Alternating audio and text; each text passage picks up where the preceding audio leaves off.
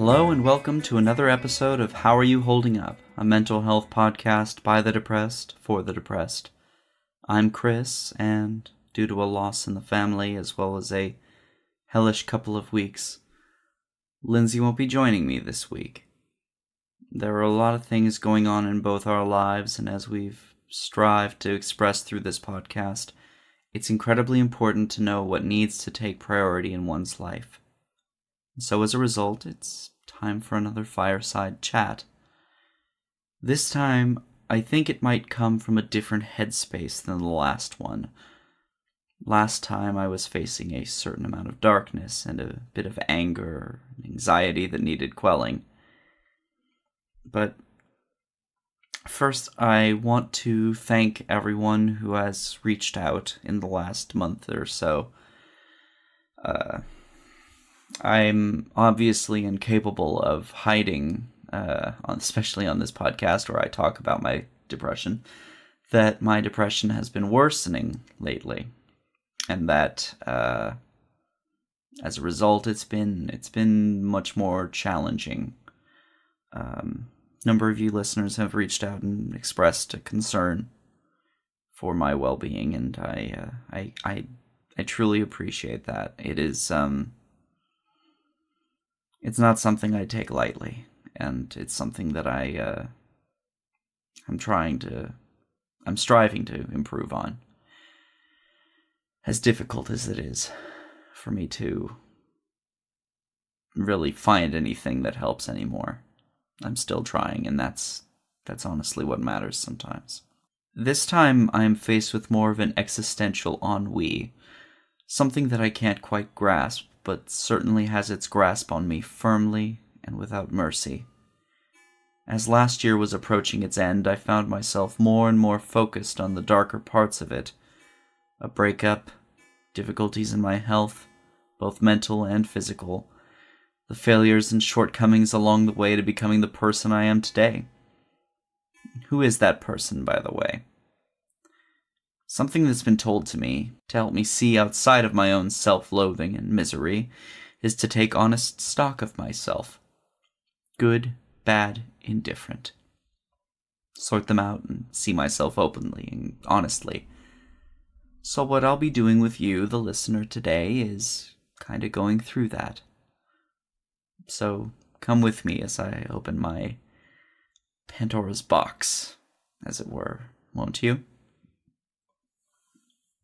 For starters, I am a man. I am 31 years old.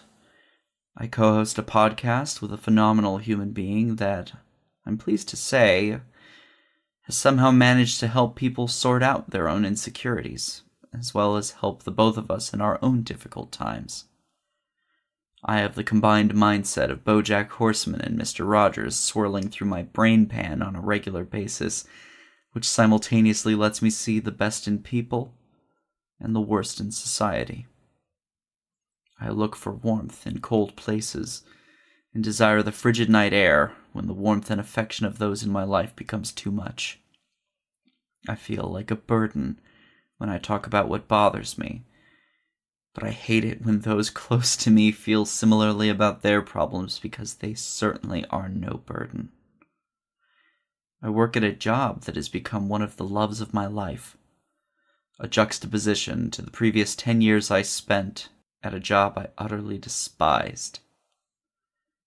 I am enthusiastic quickly, and I often fall in love just as quickly. And as well, I am just as quick to lose interest once something has decided to become difficult. I have fluctuated in my weight back and forth well over 200 pounds in 5 years. This is something that bothers me deeply, as both times were through the extreme combinations of near-starvation diets and 5 days or more a week of exercise, rather high-intensity exercise. While I was doing those things, though, I felt good. I felt stronger and more capable and happier. I felt supported and cared about. I felt attractive. I felt more like the me I wanted to be.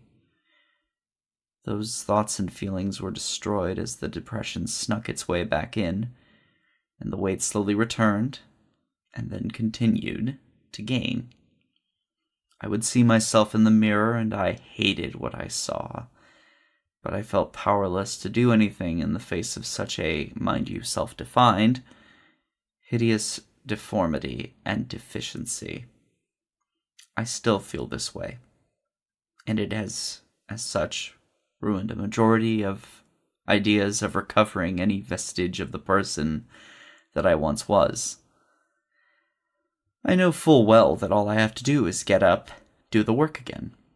Eat right, exercise, sleep the right amount of hours a night. Rinse and repeat.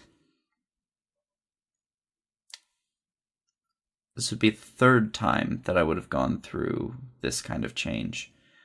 And both previous times I promised myself I wouldn't fail so far and become so miserable. And both times I've failed myself. I had always had a little degree of sad most of my life, as well as a bit of anger. Lately, the anger has been overwhelming and almost entirely self-aimed. I am angry at myself for feeling like I do. I'm angry at myself for letting myself physically and mentally deteriorate. I'm angry at myself for so many things that it feels almost impossible to forgive myself or to let myself heal, or hell, especially to work on making myself better. I'm full of this rage that just won't allow me to feel good, which makes me angrier and more frustrated. My therapist at first called this persistent depressive disorder, or a mid to low grade depression that is chronic, or at least semi-chronic. It involves those feelings quite thoroughly, and the fact that my depression hadn't been crippling enough to keep me from working or taking care of basic things for myself, like more serious depression sufferers have to go through. Knowing what the condition is, having a scary medical-sounding name to accompany it, dysthymia, and moving on from knowing all this was troubling. I was thankful for an answer to what the fuck is wrong with me, but that didn't change the feelings I felt. It didn't change the sadness or the anger or the frustration. In fact, now that it has been somewhat upgraded to a full-blown major depressive disorder on top of all those feelings, the burdens that weigh me down and wear me out and make me long for an end to it all, I am finding myself completely without hope, without care, without light. I am tired. I am drained of every speck of healing light that I wished to give to others in my life. And it feels entirely selfish, these feelings I have. And the desire to be happy. To find someone to be happy with. To assuage the bitterness with love. To give to those in my life without a desire for recompense. And yet here I am, mired in self-doubt, self-pity, and self-loathing. I can't promise you that these feelings are temporary, or that things will get better, or that life isn't capable of evoking cruelty on us. All of these things are nice to believe or hope for. We don't know, though. We simply don't know. We want for these things, for the bad to evaporate, replaced with a cleansing rain of good feelings from a cloud in our mind palace. But it's the disillusion of hope, the discouragement of failure, and the grief of starting over again that binds us to the darkest pits in our mind. That is the dark part in my brain. That is what I feel. That is how I truly feel. And those feelings are difficult to combat. Because you know, deep down, that those feelings are just the depression. just the anxiety. Just the parts of your mind that don't want you to be happy for whatever reason that might be.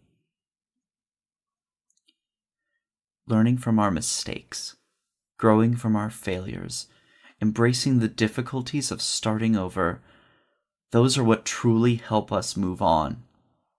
Those are the defining moments in our lives where we strive to be the best human being that we can be. In my current mental state, saying this feels disingenuous to say the least.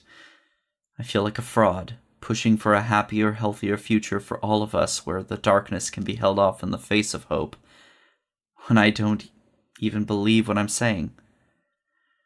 But that's the rub. I have to trust that I'm capable of these things just as much as anyone listening to this. I have to trust that I'm stronger than I feel, that I'm better than I am, that whatever life throws at me I can take, I can learn, and I can grow from it. Hope springs eternal. The phrase comes from Alexander Pope in an essay on man, and it means simply that even in the face of adversity, people generally always hope for the best. It's that feeling when you flip a coin and suddenly you know what you truly wanted and hope for that outcome. Feeling hopeless and removed from that notion, it changes one's priorities. I want to hope. I want to feel like there is something at the end of the tunnel. I don't right now, but that doesn't mean I won't later. I hope that you're all doing well. I wish for all of you to not have to face these feelings, though I know many of you have, had, or will. It's okay to feel like this sometimes. Bob Ross really said it best. Gotta have opposites. Dark and light, light and dark in painting. It's like in life. Gotta have a little sadness once in a while so you know when the good times come. I'm waiting on the good times now. Thank you for listening. Follow us on Instagram at HAYHU Podcast. Like the Facebook page. Post in the subreddit, or How Are You Holding Up? No, we haven't been posting the episodes on there, but we're getting there. Or if you want to email us directly, email mailbag@howareyouholdingup.com. Thank you again for listening, and as always, don't tell us to just get over it.